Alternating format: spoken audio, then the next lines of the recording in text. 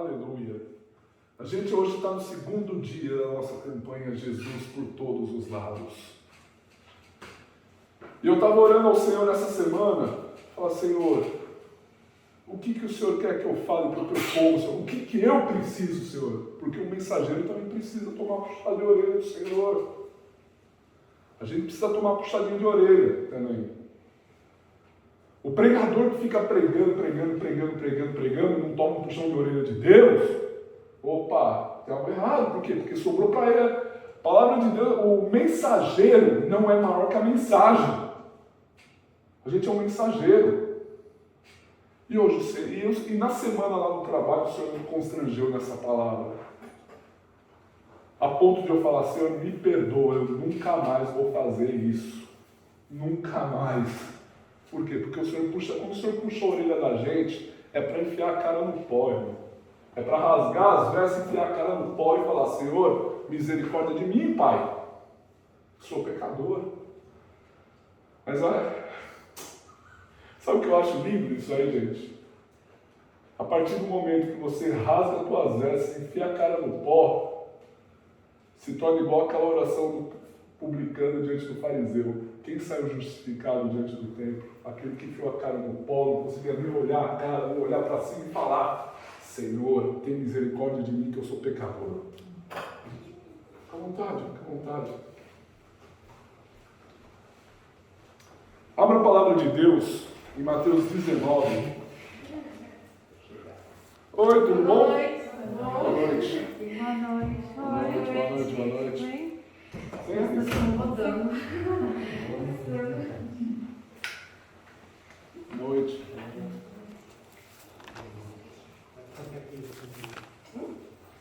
Mateus 19. Mateus 19.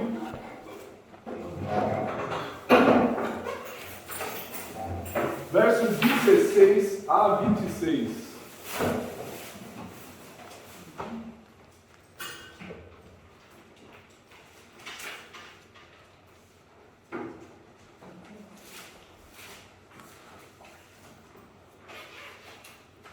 Eu vou ser breve nessa palavra, mas o tema é Jesus por todos os lados, Jesus que quebra com a religiosidade. 19, verso 16.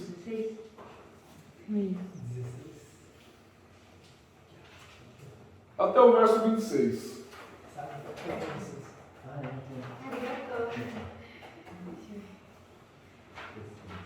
Eu vou ler aqui, tá?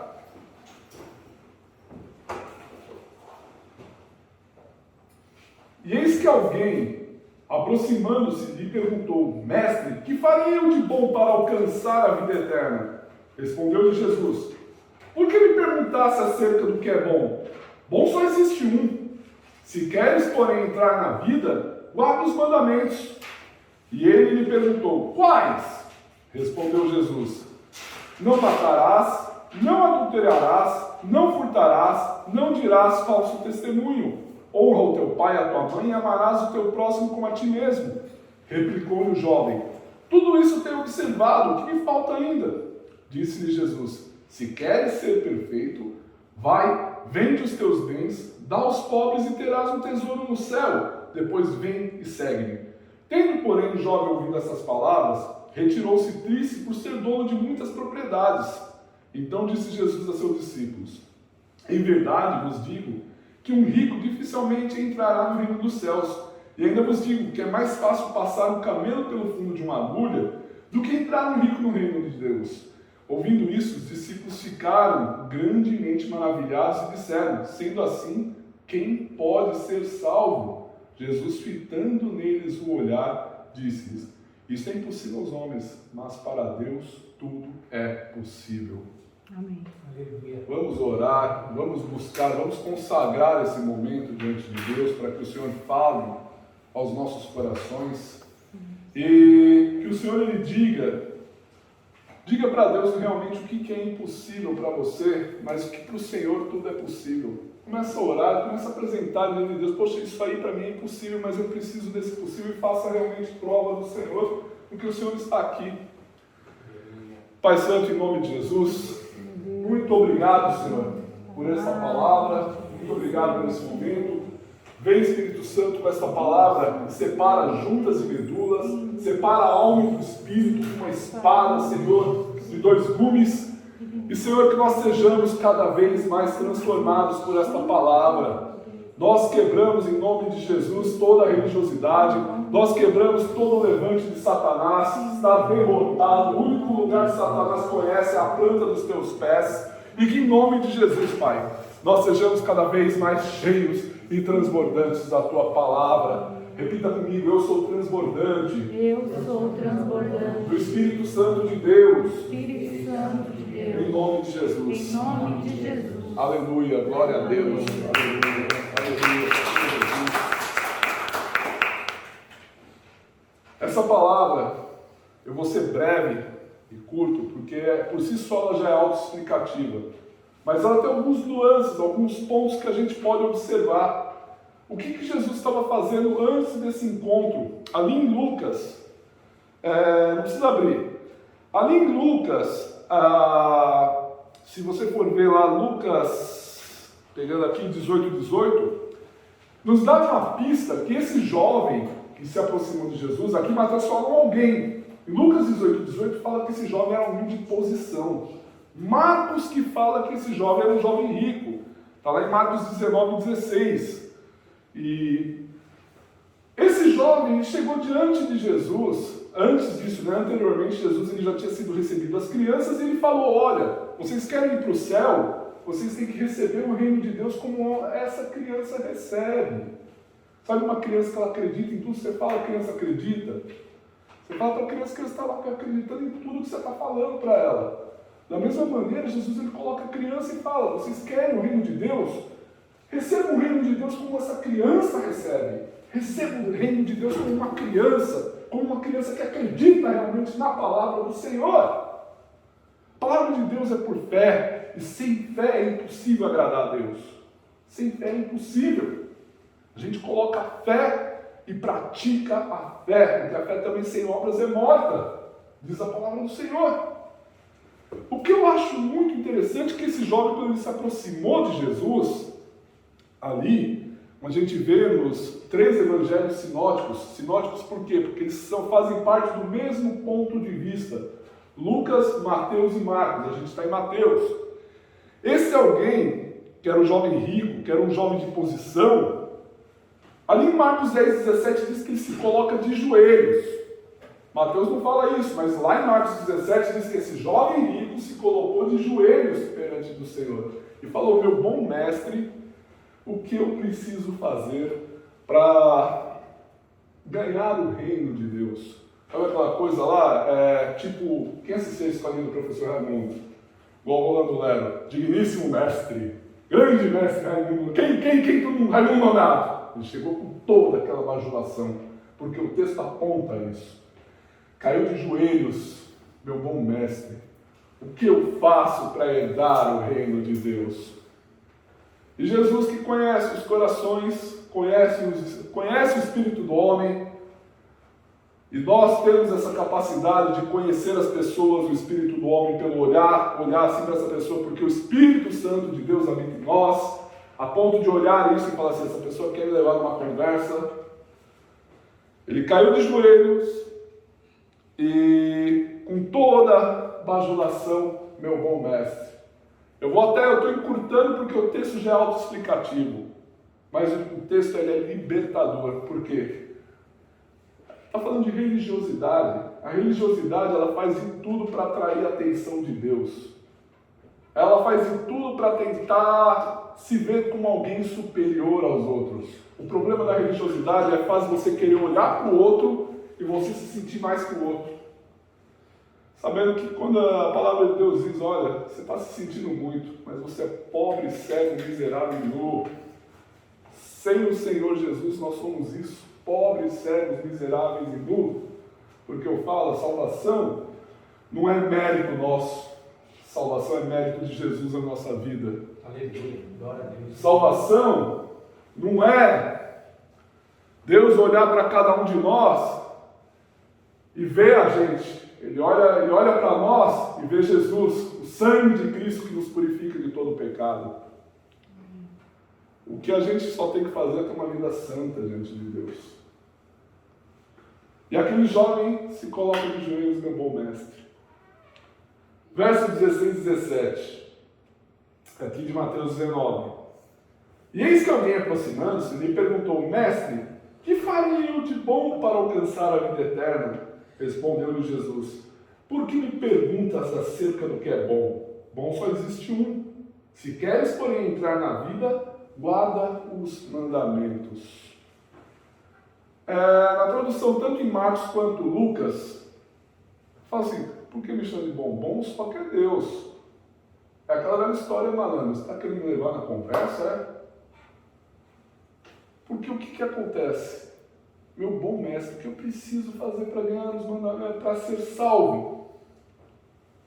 Poxa, jovem judeu, vocês acham que um judeu daquela época, vocês acham que a pessoa não sabe o que ele tinha que fazer para ser salvo, para ir na época para o seio de Abraão? Você acha que não sabe disso? Jesus falou, se você quer entrar na vida eterna, guarda os mandamentos. Simples. Guarde os mandamentos.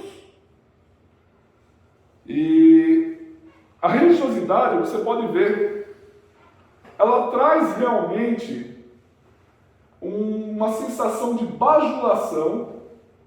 Sabe aquela pessoa que fica querendo batalhar casa na igreja, querendo batalhar casa e fica ali bajulando a pessoa, bajulando, cheio de bajulações. E aquele jovem provavelmente sabia que era Jesus. Provavelmente já sabia da fama de Jesus, que era ele que curava, era ele que libertava as pessoas de demônios, era ele que fazia aquilo. E aí chega aquele jovem com toda aquela bajulação, conforme Marcos também caiu de joelhos. Meu bom mestre, o que eu faço para ganhar o reino dos céus? Jesus é simples, segue os mandamentos. E outra, bom é um só que é Deus, viu? Bom é um só que é Deus. E aí, ele falou, guarda os mandamentos. A religiosidade, ela faz realmente a pessoa se sentir moralmente superior. Faz ela querer olhar para o outro e se ver superior ao outro. E esse é um problema do crente. Muitas vezes o crente ele não tem um tipo de pecado, ele não tem aonde ele não tem onde a porca torce nele. Aí ele olha para aquele lá que está passando por um tipo de problema de pecado e ele se vê, ainda bem que eu não sou como esse publicano que está aí com a cara no pó. Faz a oração do fariseu. Obrigado, Senhor. Eu que jejuo um monte de vezes ao dia. Eu que leio a Torá. Obrigado, Senhor. Eu que sirvo o Senhor, mas o negócio publicano não, Senhor. E às vezes as pessoas elas carregam aquele sentimento de querer se sentir superior diante de Deus, superior e começar a olhar para o outro com desprezo. Isso é religiosidade, é olhar para o outro e achar que Jesus está fechando a conta com a pessoa. Deve ser errado, viu, gente? Pode orar. E achar que Jesus está ali, né? Batendo palma. Está achando que Jesus está dando like em post de malandro. Está lá aplaudindo. Só que Jesus ele foi bem direto. Guarda os mandamentos. Me chama de bom por quê? Guarda os mandamentos. Parece que o jovem ele não se tocou. Ele não se tocou, não tomou o simancol dele. Chá de simancol. E aí, ele questionou. A gente vê lá, Lucas 18, 19, Marcos 10, 18. Ele disse o óbvio para aquele jovem. Aí no verso 18, o que o jovem diz? Ele perguntou, pai, Jesus respondeu, tal. Ele já conhecia os mandamentos, certo? Ele chegou ali e Jesus falou, pais, versos 18 e 19. Respondeu Jesus, não matarás, não adulterarás, não furtarás, não dirás falso testemunho, honra o teu pai e a tua mãe e amarás o teu próximo como a ti mesmo. Jesus falou o óbvio ali, porque ele sabe, porque ele jovem sabia os mandamentos, sabe quais? Quis dar um migué em Deus ainda, gente. Quantas vezes as pessoas não querem manipular a palavra de Deus para querer endossar o próprio pecado, para querer manipular a palavra de Deus e querer agir de arrogância ainda. O verso 20 nos diz o seguinte: replicou o jovem: tudo isso tenho observado, o que me falta ainda? É a arrogância que quer manipular a palavra de Deus. A gente conhece na palavra de Deus, principalmente em Mateus, se eu não me engano, capítulo 4, existe um que tentou manipular a palavra de Deus. Olha, se joga nesse pináculo desse templo aqui, que a palavra de Deus diz que os anjos darão ordem ao teu respeito. Somente o diabo tenta manipular a palavra de Deus. E aquele jovem lá tentou manipular a palavra de Deus. Quais? Jesus falou os mandamentos para ele. Você acha que a pessoa não conhece os mandamentos? Aí ele era todo gostosão, todo deliciosão. Isso eu faço desde pequenininho. Eu gosto muito da versão de Marcos, verso 21, né? Disse-lhe Jesus: se queres ser perfeito, vai e vende os teus bens, dá aos pobres e terás um tesouro no céu, depois vem e me segue. Aquele jovem disse: o que me falta? Eu gosto muito da versão de Marcos. A versão de Marcos diz que Jesus, Marcos 10, 21, diz que Jesus ele fitou o jovem nos olhos, fitou nos olhos e o amou. É mole? A pessoa toda religiosa, querendo ser superior a Deus, querendo ser superior ao próximo, fazendo realmente a oração do fariseu em detrimento do publicano, se sentindo, ainda se sentiu diante de Deus. Quais são os mandamentos? Jesus repete os 10 mandamentos ali. Repetiu.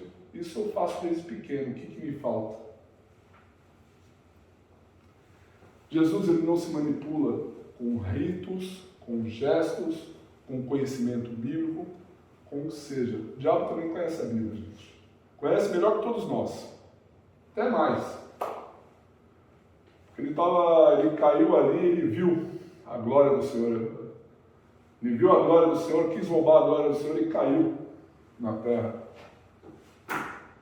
Foi expulso do céu, levou 1/3 dos anjos, conversando em 1/3 dos anjos com ele. E aí ele tenta de tempos em tempos manipular a palavra de Deus. Ele tenta de tempos em tempos querer levar Deus na conversa. Quantas vezes a gente não vê, até nós, em alguns momentos da vida, querer levar Deus na conversa. Às vezes a gente quer levar Deus na conversa, como esse jovem rico tentou levar Jesus na conversa. A gente conhece o certo. A gente sabe o caminho certo, mas a gente quer dar desculpa para Deus. Quando a gente quer fazer algo, a gente vai até o fim. Quando a gente quer fazer algo. Quando a gente não quer, a gente dá desculpa. E ainda quer achar na Bíblia ainda desculpa. Eu já vi casos de que de aconselhamento que o marido estava forçando a esposa a largar ele, porque na Bíblia, não, se a minha mulher me abandonar, aí já não é pecado. Estava forçando ali. Gente. Então é o seguinte, a pessoa parece um advogado. O que advogado faz, gente, quando dá uma lei para advogado? É achar chifre em cabeça de cavalo. Peraí, deixa eu fazer aqui, tentar achar uma brechinha na lei. Pô, aqui está dizendo que se a pessoa me abandonar, eu posso divorciar.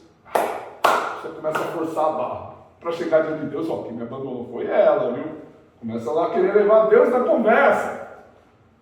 Mas a religiosidade é isso, quer manipular Deus. O diabo tentou manipular o próprio Deus, Jesus. Salta daqui porque a palavra de Deus diz.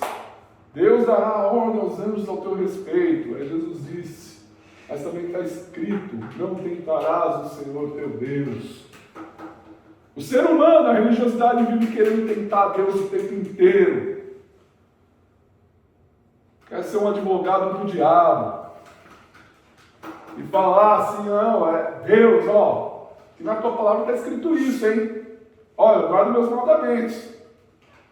Mas a pior coisa da religião, aonde o jovem rico tenta manipular a religiosidade, manipular Jesus, bajular Jesus, está lá no verso 22, Diz que o jovem ficou triste, né? Ouvindo a palavra, retirou-se, ficou triste por ser dono de muitas propriedades. Ele ficou triste. Porque realmente ele falou assim, o que me falta? E sabe, meus irmãos, toda vez que a gente tenta manipular Deus em alguma coisa, ou a gente se sente superior moralmente a alguém por causa da religiosidade, Jesus simplesmente vai olhar para vocês, para qualquer um de nós, até para mim nos olhos, vai olhar para você e vai falar, alguma coisa te falta. Às vezes você é mão aberta realmente para ofertar, liberar tudo. Mas o Senhor Jesus, Ele conhece a gente da ponta da unha do dedo do pé até o último fio do cabelo. O Júlio não, o Júlio para aqui, né? Para aqui. Para aqui. Ô pastor, tudo bem, vai dar umas paradas aqui. Né? O corpo, né? Até onde eu abracei o teu corpo aqui, que é mais bacana. Alguma coisa lhe falta. E pode apostar, se Jesus falar alguma coisa lhe falta, vai ser onde a porca torce. Isso é motivo para a gente não querer melhorar? Não, mas o texto aqui ele fala de uma pessoa que estava tentando manipular Deus. Quantas vezes as pessoas tentam manipular a palavra de Deus? Quantas vezes as pessoas tentam fazer a palavra de Deus para manipular o povo, transformar ovelhas em gado? Só que a palavra de Deus também diz que ai daqueles que usam a palavra de Deus, ai dos pastores que tosquiam as ovelhas, comem o alimento das ovelhas. Está ali, não está cuidando, está lá só engordando com o que as ovelhas têm a oferecer e não doa de volta. E aquele jovem, quando ele recebeu Jesus, fitou nos olhos, fitar, olhar, cara a cara, olhou e o amou e disse, uma coisa lhe falta. Sabe o que eu acho interessante? Jesus ele ama até aquele que tenta manipular ele. O amou. Marcos diz isso. Eu gosto muito dessa versão de Marcos. Fitou nos olhos e o amou. Uma coisa lhe falta. Vai, larga essa pornografia e vem e me segue. Vai, larga esse adultério e vem e me segue. Vai, larga esses deuses estranhos, vem e me serve. Vai, larga isso que está te aprisionando, vem e me serve. O Senhor, Ele quebra a religiosidade da gente com fitar de olhos e falar uma coisa lhe falta. Aquele jovem saiu triste porque ele era dono de muitas posses. Eu oro a Deus que ninguém saia triste daqui quando o Senhor falar alguma coisa lhe falte, porque você vai poder entregar e derramar isso diante de Deus. A gente vê uma problemática aqui, que ele falou, Jesus ele disse, poxa, é difícil realmente o rico entrar no reino dos céus. É mais fácil passar um camelo no fundo da agulha. Eu acredito na versão que é a agulha mesmo, não aquela que é para passar por baixo. Porque eu vou mais pelo texto nesse sentido. Entendeu? Eu não vou procurar tanto. Tem aqueles que falam que a agulha era um local por baixo onde o camelo passava, mas para mim não tem muita lógica. Se eu tenho uma porta da cidade para o camelo entrar, não tem muita lógica. O camelo vai lá e passa. Isso são coisas periféricas, a quem acredite, não tem problema, não sei. Mas eu acredito que aqui é passar um camelo. Jesus fala, poxa, mais fácil um camelo passar pelo fundo da agulha do que o rico. Ele usou de exagero mesmo, do que o rico entrar no reino dos céus. Mas aí teve uma problemática aqui, eu falei, Senhor, mas a tua palavra ela fala de prosperidade, a tua palavra ela fala realmente que a gente tem o dom de adquirir riquezas. Como que faz isso aí? O Senhor me levou para uma palavra, meus irmãos. Eu falo que isso vem da parte de Deus. Abre lá em Mateus 27, 57. Quem achar primeiro, lê. Lê em voz alta. 57? 27, 57. Lê aí, presbítero. Chegada a tarde, veio um homem rico de Arimateia, chamado José, que também era discípulo de Jesus. Até aí. José de Arimateia era rico e discípulo de Jesus. Espera aí, mas não tem uma problemática aqui? O rico não pode entrar no reino dos céus? E aí, o que é? Mas aí ele tinha um discípulo que era rico. José de Arimateia era um discípulo. Provavelmente poderia fazer parte daqueles 60 discípulos. Poderia? A Bíblia não disse. Disse que Jesus teve 60 discípulos além dos 12. Poderia? José de Arimateia poderia estar no meio deles. Ele era rico e discípulo. Mas por que ele era rico? Se a gente lê o texto todo, ele foi pedir diante de Pilatos o corpo de Jesus. E ali ele disse o texto que ele envoltou Jesus no manto e deu lá a melhor sepultura para Cristo. O Senhor nos prospera em riqueza para que a gente cubra o corpo de Cristo. A gente cubra a igreja, que é o corpo místico de Cristo na terra. Você quer prosperidade? Começa a cobrir o corpo de Cristo. Começa a prosperar o reino de Deus. Começa a financiar o reino de Deus para que a palavra vá longe, que você vai ser próspero, porque a palavra de Deus diz que aquele que dá semente ao que semeia, multiplica a tua sementeira. É a palavra do Senhor.